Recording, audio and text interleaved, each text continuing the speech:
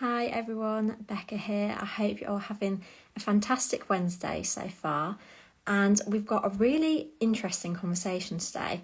It's not something that I think we've ever sort of covered before, so it's really exciting. And we'll be talking to Jade Ford. Now, she is a very talented manicurist and she has set up an Instagram video series called Love Is.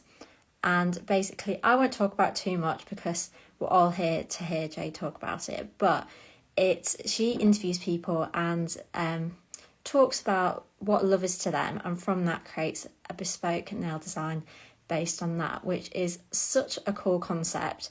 And it's a fantastic series. So we'll be talking to her all about that today, which is really great. So hopefully she'll be joining any minute now, and then we can add her in and get talking. But yeah, there's been two series. They're absolutely fantastic and very innovative. So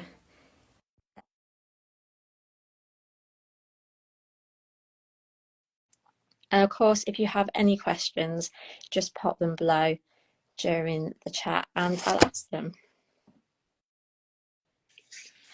Hello. How are you? I'm well, thank you. You? I'm good, thank you. It's so nice to actually see you today. Likewise. We've had a little chat on the phone, haven't we? So it's nice to properly talk to you. But thank you Exactly. for joining us to talk about your series. Love is. Yeah. Yeah, such a fantastic concept. But before we delve into that, why don't you tell us a little bit about your nail career and how you got to where you are now? For sure. So I used to work with kids with special needs. And then I got accepted to do my master's in arts psychotherapy. But whilst I was going through all of this, my son was 3, and I became a single mum, which was quite hard because I had to, like, there was this great pull in terms of, do I focus on my work life or being an actual mum Yeah. and a good mum, which I think is something that kind of comes up for mums quite a bit. And I knew that it was going to be quite hard for me to balance them all, and something had to give, and it wasn't going to be my son. So I started doing nails, which allowed me to create a very good like work and life balance. And I've been doing nails for 6 years now. Wow. And I mean, you've done some Yeah, fantastic things in that time. I know you've done session work and all sorts. exactly. Yeah, and that kind of wasn't the plan. You know, initially it was just I wanted to do nails because it allowed me to work around my son. And I've done some amazing things. So yeah, I just would like to say thank you to Oh, all of my clients. No, on like you guys have just allowed me to be a good mum. I don't want to cry, but yeah. So oh, we started that's how I got off emotional already. into nails. Oh, that's so lovely. That's such a nice story into the industry. Yeah. Um, and so then you launched Love Is. So tell us a little bit about what that is for people that don't know and why you were inspired to launch it. So I think most nail techs can attest to the fact that with the run up to Valentine's Day, like all of your clients want hearts on nails, and it's boring, like doing the same thing again and again and again, you know. And it just kind of led me to question, what does the heart motive actually mean? Like, how does it make us feel? So I pose the question to you, like, how do hearts on nails make you feel? Like, do you feel anything when you look at hearts on nails? I mean, well, scratch. By the time it gets to Valentine's Day, I've seen so many that it doesn't mean anything, does it? It's not Yeah. personal. Yeah. So I kind of wanted to delve more into that and just ask the question and also create a set of nails that actually means something to someone. So I basically asked guests to tell me their concept of love, and then I asked them to tell me a time when they felt love. And based on that, I create a set of nails, so each time that they look at their like hands, they are filled with, you know, that warmth and joy as well. So that is what I do with the Love That Is project. Such a brilliant concept. I mean, I did a feature a few months ago on sort of meanings on nails, and it's so important, isn't it? It can really evoke such emotion doing that. Yeah, and it was great as well because like none of it was actually planned. I didn't know what the person was going to say, which scared me, but it was also Yeah, fun, you know. definitely. So tell us about how the process worked. How did you find people to, reach out to then bring that to interviewing them, editing that, posting that sort of thing? So series one was from 2023, and I actually did that all myself, and I basically just reached out to clients who I'd worked with, and it was quite tough because I did the whole thing by Yeah. myself. And series two, which is out now, I actually have an actual team, which is great. And those are like friends and colleagues that I've worked with, and we've kind of stayed friends. But in terms of guests, how did I get them to come on the show? I reached out again to some clients, and then I also put out a post. And then some of the guests reached out to me, which was really nice because I don't know, when you create things, you're not sure if anyone's actually going to like it Yeah. or if they want to take part. So yeah, so that's how I got guests on the actual show. Then I had to find a space to actually film it. And again, the space that I used was through some work that I had done before. So I really do believe in how do I word this? Just being a nice person, because Yeah. you just never know how you're gonna have to align with someone else and how you can help them and how they can actually help you. Yeah. And we created such amazing stuff with literally like the tiniest budget because I I paid for it all, you know. So yeah, so that's how it all came about. That's fantastic. And I mean, it really is like a passion project, isn't it, for you? Which Yeah, is and I'd also great. just like to add that I almost didn't do it. Wow.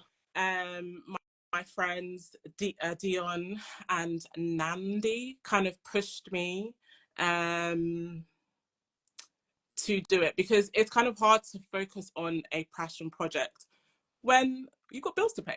Yeah, it's true. You know.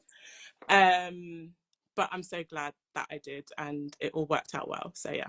Oh, that's fantastic. And so, there's been two series, hasn't there? So Correct.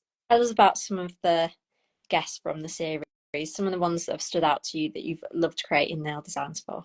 Um, oh, that's really tricky. I mean, there was the one that I released most recently, and Abele spoke about her grandma, which really touched me because I lost my gran. I think I was about 9 or 10, and I was really close to her.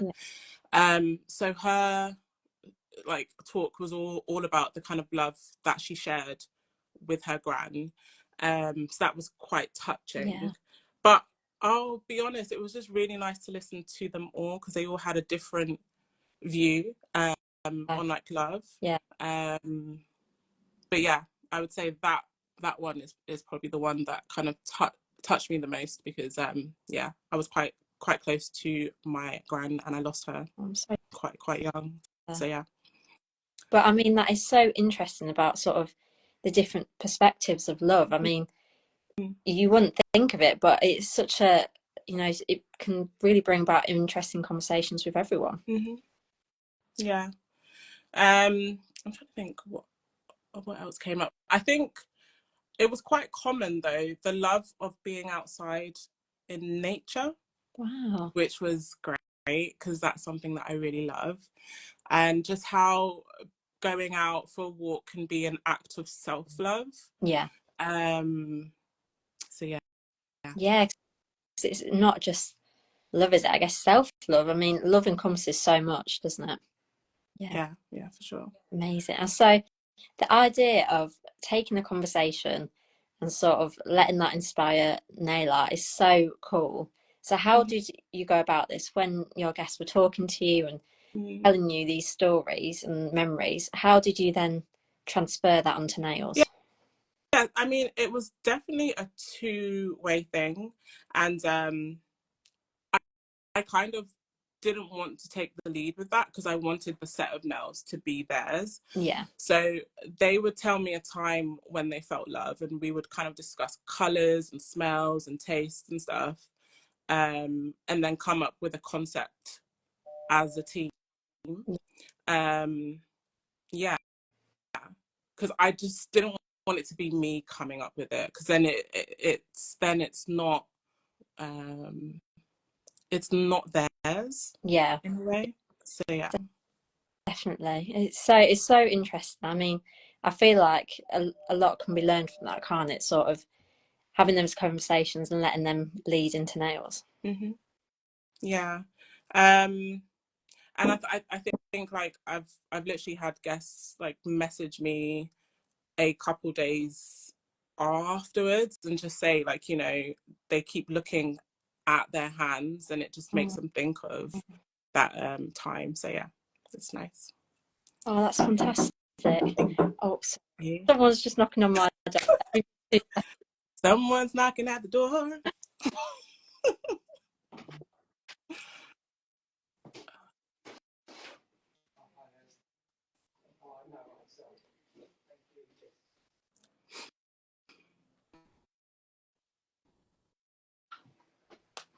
So sorry about that. That's fine. It's real life, isn't it? It always happens. So what has the feedback been like to the series then? How have people responded? um so a lot of people have said that, it's something that they haven't seen before, and that it's just nice to see something positive. Yeah. I feel like when we scroll online, I guess life can be hard, right? Mm. I just think for me it gets a bit much, and I wanted to create more of what I wanted to see. And that's kind of the feedback that I've got. It's kind of nice to see a talk about love, which is something we could see a lot more of Mm. in the world. But yeah. Yeah, it's really refreshing actually. I mean, I was watching a bit this morning. I was just like, so nice to see real conversations, Yeah. sort of, like you said, nail art really meaningful Yeah. and it's lovely. And I guess it was nice as well to just create a space where guests could be honest Mm. and real and raw. Yeah. Um, because a lot of the stuff that we see online isn't real and Yeah. raw. um, so yeah. Amazing. And so I want to ask you, your guests, they're all very different, but Yeah. are they sort of people are they just a range of different sort of visionaries? Yeah, I mean, with my line of work, I work with an array of people from different backgrounds, Yeah. and I definitely wanted that to be portrayed in this project. Yeah. Um, so we've got a film director, we've got singers, we've got someone who plays keys, we've got models. Yeah, it's kind of all of those who I've worked with within the field. So yeah. That's so fantastic. And I guess that really does help bring the different perspectives of love. Yeah, yeah, for sure. And And we've so, got, sorry, oh, go on. sorry, no, you go. No, it's fine. Go on. Sorry, Um, my phone's going off. no, you go. I can't remember what I was going to say All now. right. I'm trying to think now. Yeah, I guess it was just nice to get guests from all walks of life, and to have different types of love. So in terms of like relationships and Mm, love between your mom and your dad, or love between you and a yeah, friend. So yeah, it's really powerful. And so because to celebrate the end of series 2, yeah, you're hosting a community walk, which is a brilliant idea. Tell us a bit about that. Yeah, so we're going to be doing a walk on the 9th of June, from 12 until 1:30, and I'm going to be posting more stuff about that for the rest of the actual.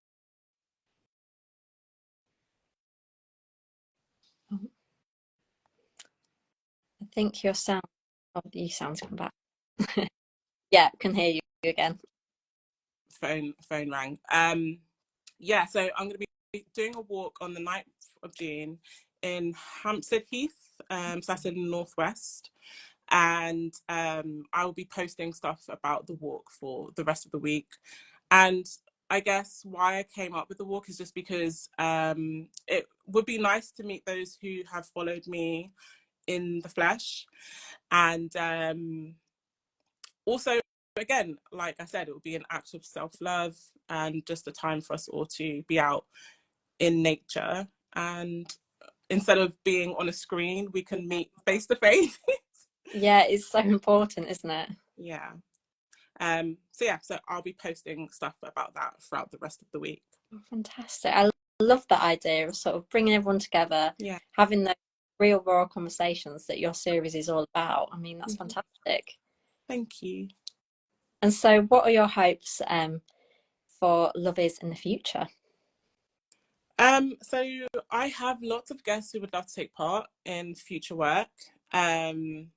It's just about getting brands potentially who would like to Yeah. help us. Yeah.